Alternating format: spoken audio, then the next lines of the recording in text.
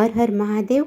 આજના વિડીયોમાં આપણે શ્રાવણ માસની પાંચમના દિવસે કરવામાં આવતું નાગપંચમી વ્રતનો મહિમા, તેની પૂજન વિધિ અને વ્રત કથા સાંભળીશું।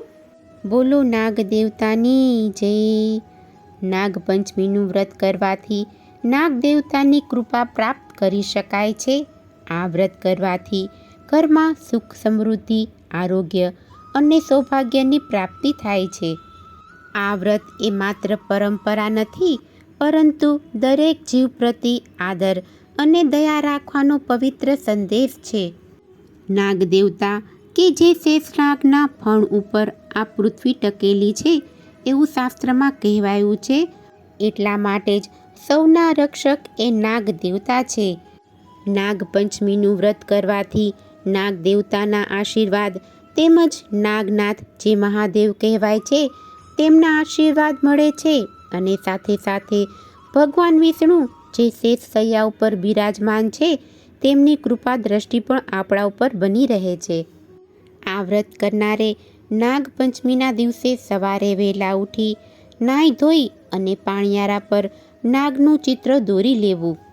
રૂની પૂણીને ખેંચીને વચ્ચે કંકુવાળી આંગળીથી દબાવી અને લાલ દાંડીવાળા ફૂલની માળા હોય તેવા નાગલા તૈયાર કરવા અને તે નાગલા નાગ દેવતાને ચડાવવા। ત્યારબાદ દીવો કરવો, પૂજન કરવું, શ્રીફળ તેમજ બાજરીના લોટની કુલેર, ફણગાવેલા મગ, મઠ, પલાળેલી બાજરી, કાકડી વગેરેનું નૈવેદ્ય ધરી શકાય। અને મંદિરોમાં જઈને પણ બહેનો નાગ દેવતાની પૂજા અર્ચના કરતા હોય છે। ઘણા લોકો આ નાગપાંચમના વ્રતમાં મોડું એકટાણું પણ કરતા હોય છે, અથવા તો ઘણા લોકો સાત્વિક ભોજન લઈને પણ આ નાગપાંચમનું વ્રત કરે છે।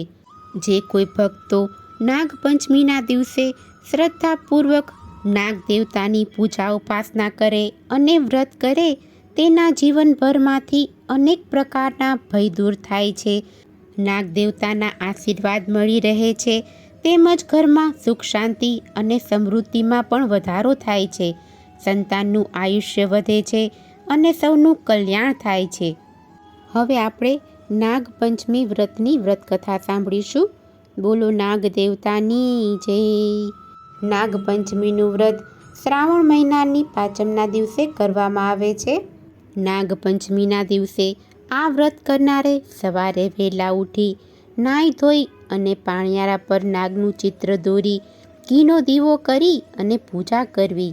નૈવેદ્યમાં બાજરીના લોટની ઠંડા ઘીમાં ચોળેલી કુલેર ધરાવી।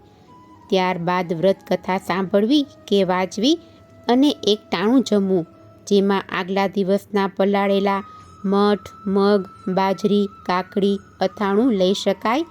નાગ દેવતાની કૃપાથી ઘરમાં થતા ઝઘડાનો અંત આવે છે અને સંપ વધે છે તથા ધન ધાન્ય વધે છે।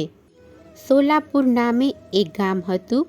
તેમાં એક ડોશી પોતાના 7 દીકરા અને 7 વહુ સાથે રહેતી હતી।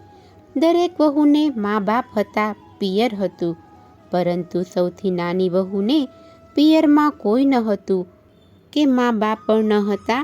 આથી બધા તેને ન પિયરી કે ન બાપી કહી અને મેણા મારતા, તેની પાસે આખા ઘરનું વેતરું કરાવતા, પણ ખાવાનું પૂરું પણ ન આપતા। આમ નાની વહુને બધા ત્રાસ આપતા હતા।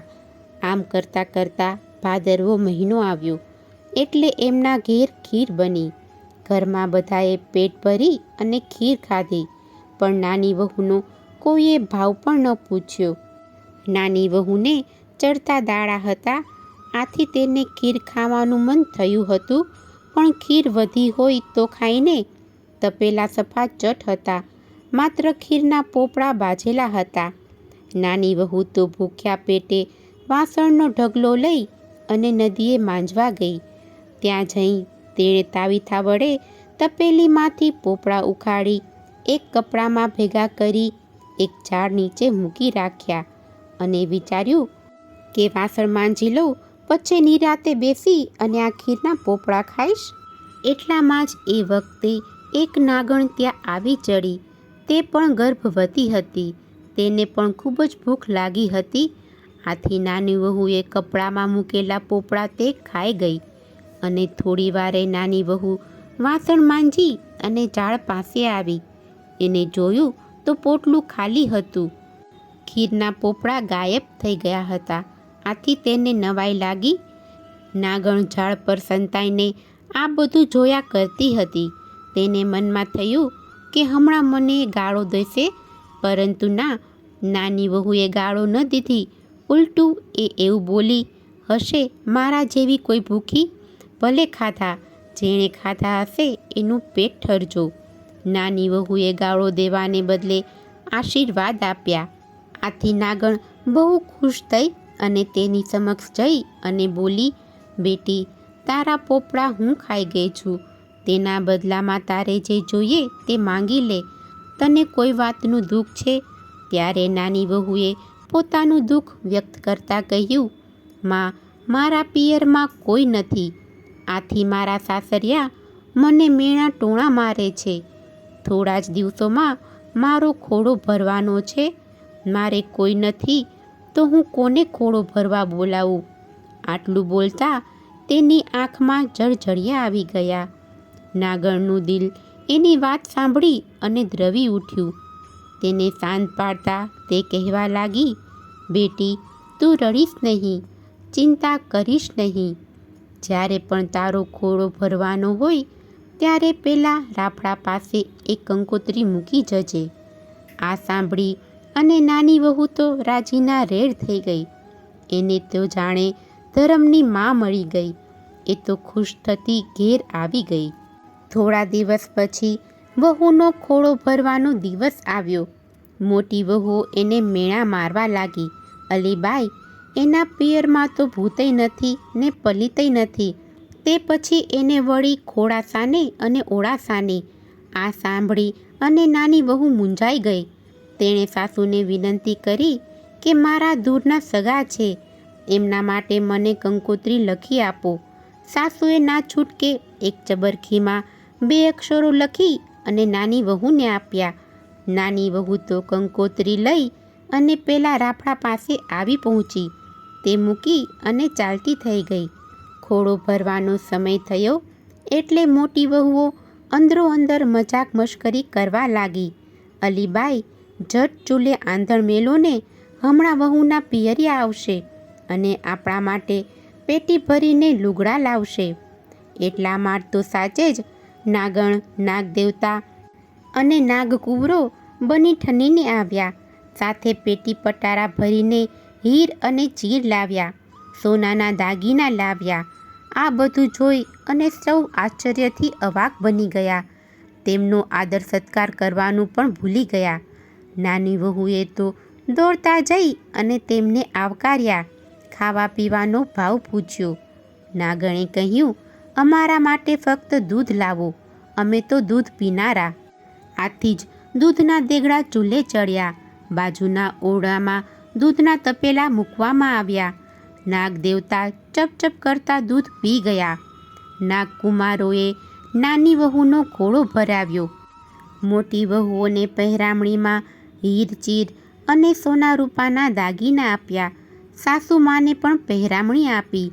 ખોળો ભરાઈ ગયા પછી નાગણે સાસુને કહ્યું, વેવાણ, મારી દીકરીને હવે વિદાય આપો. સુવાવડ પત્યા પછી 1.25 મહિને એને મૂકી જઈશું. સાસુ બિચારા છોભીલા પડી ગયા. નાની વહુના પિયરનો ઠાઠ જોઈને આભા જ બની ગયા. સાસુએ નાની વહુને વળાવી. નાગદેવતાઓ નાની વહુને લઈ અને વિદાય થયા. નાની વહુ નાગણ સાથે ગઈ તો ખરી, પણ તે મનમાં મૂંઝાણી અને તેને મનમાં થવા લાગ્યું કે આ નાગણ મને ક્યાં લઈ જશે. પરંતુ થોડા જ સમયમાં તેની શંકા દૂર થઈ ગઈ. નાગણે પોતાના દર પાસે આવી અને હાથ પસાર્યો. ત્યાં જ તેના આશ્ચર્યનો પાર ન રહ્યો.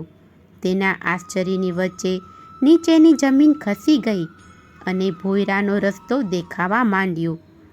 એ રસ્તે થઈ તેઓ નીચે ઉતર્યા. નીચે આવીને નાની વહુએ જોયું તો રાજાના મહેલ કરતાં પણ ભવ્ય એવો મહેલ એને જોવા મળ્યો.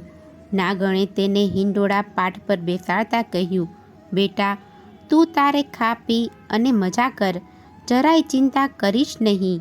હા, ફક્ત તારે એટલું જ કરવાનું કે સવાર બપોર સાંજ આ રૂપાની ઘંટડી વગાડી બધા નાગકુમારોને ભેગા કરી અને દૂધ પાવાનું.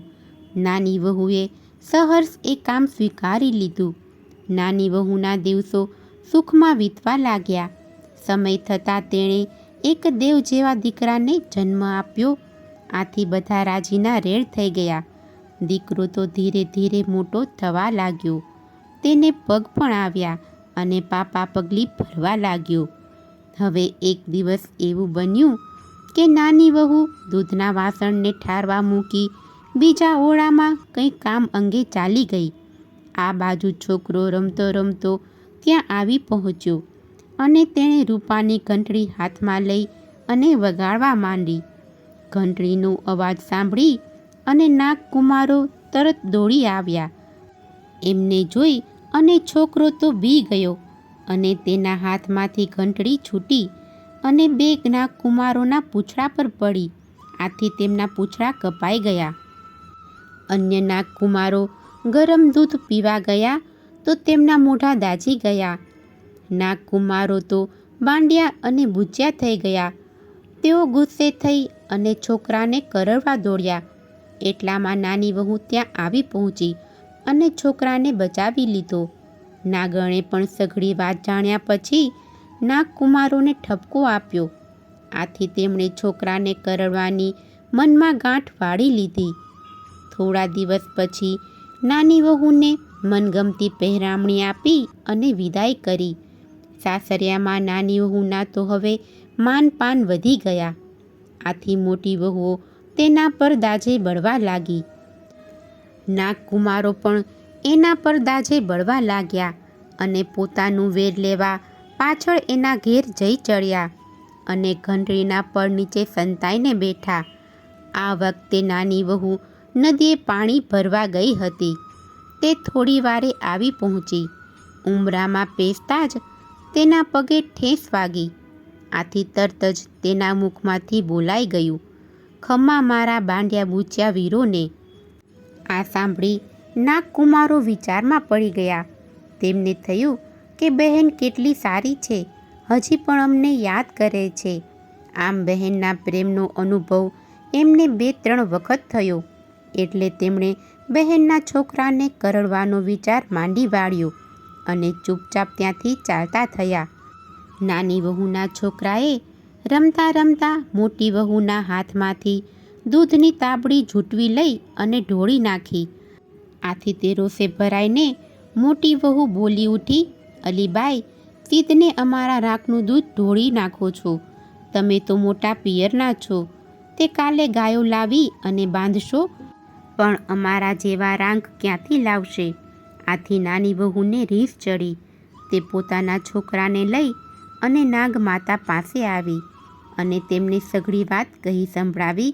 ત્યારે નાગમાતાએ તેને આશ્વાસન આપ્યું અને બીજા જ દિવસે ગાયોને લઈને નાગકુમારો તેની સાથે મોકલ્યા. ગાયોનું મોટું ધણ આવેલું જોઈ અને સાસરિયાવાળા અચંબામાં પડી ગયા. મોટી વહુનું મોં પડી ગયું, પરંતુ નાની વહુએ ઉદાર થઈ તેમને પણ થોડી ગાયો આપી. આથી તેઓ ખુશ થયા. આખા ઘરમાં આનંદ આનંદ થઈ ગયો. આમ નાગ દેવતાની કૃપા થવાથી નાની વહુનું જીવન ધન્ય ધન્ય થઈ ગયું. તેના ખુશીનો પાર ન રહ્યો અને તેને સાસરિયામાં માનપાન મળવા લાગ્યા. હે નાગ દેવતા, તમે જેવા નાની વહુને ફળ્યા એવું તમારું વ્રત કરનાર, કથા વાંચનાર, સાંભળનાર સૌ કોઈને ફળજો. બોલો નાગ દેવતાની જય, ભોળાનાથ શિવશંભુની જય.